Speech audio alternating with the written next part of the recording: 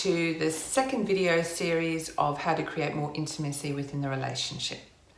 In the last video, we looked at how to be an effective communicator. We looked at watching your timing, talking about yourself, and what is actually the problem. So checking in with you as in what's actually going on for me. Is this actually their stuff or is it my stuff? So that was in the first video. This video we're going to be talking about listening to understand.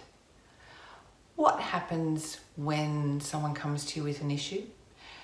Normally we can get a little bit defensive because we think they're attacking us. We think they're saying that we have a problem, that we're not right. And then so we attack them.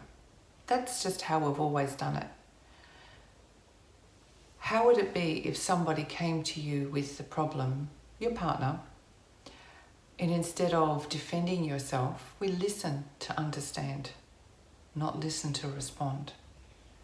Most people listen to respond. So while the partner is explaining what's going on for them, the other partner who's listening is actually already in their head thinking, I know how to solve this problem. Or I'll bring up what they did, last week, which is very similar to what they're bringing up. Tit for tat. That doesn't work. So, a good listener, you got 2 ears, 1 mouth. Use them accordingly.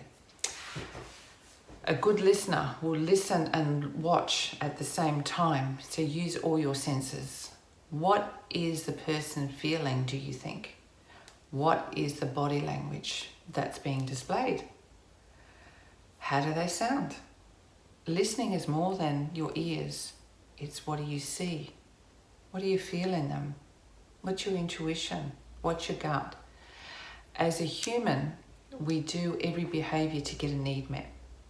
So what do you think they're needing? But the more we talk, the less we're going to hear. And if we interrupt mid-sentence, you may miss the little pearl of wisdom. You may miss the core of the issue that they are trying to deliver, that they are trying to tell you in their way that most people can't effectively communicate.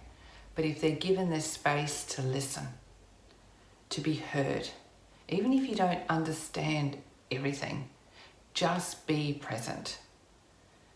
Even if you acknowledge how they're feeling, it's like, wow, you really seem angry. Or wow, you're really sad that happened with your friends today. Yeah, I am. Yeah, I am really angry actually. And sometimes that's all that it takes. Just listen. Just feel what's going on for the other person, because when we respond, we actually just want to go in there and fix it and make it okay. But that's not what that person's actually wanting. They actually want to be heard. As a human, we want to be heard. Because when we're heard, we're seen. My gosh, my partner's seen me, has felt my pain, has seen my sadness or my joy. It's not just for something that's sad. When we cut in halfway, we're not actually present. And it tells the person that we're not really interested in what they're saying. We make it about us and not about them.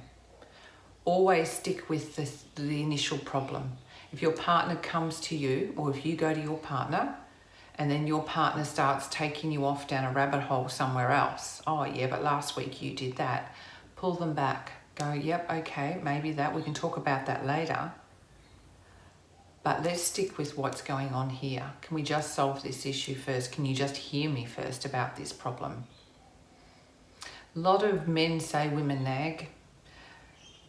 And to a certain degree they may. They repeat something over and over again. And it can be called nagging. But what's actually the problem here is they're not being understood or listened to. And it works both ways.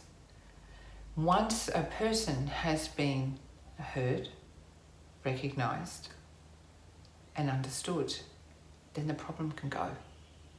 Very simple. You can reflect back to them what you actually see. I see you seem a little bit sad. Not you are, because you don't really know. You're checking it out. You can't get it wrong. You're just checking it out. You seem a little sad. Gosh, I can see you're angry. You seem really angry.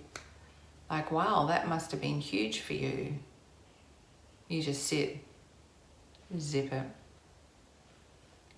eye contact, and hear, and have compassion and understanding.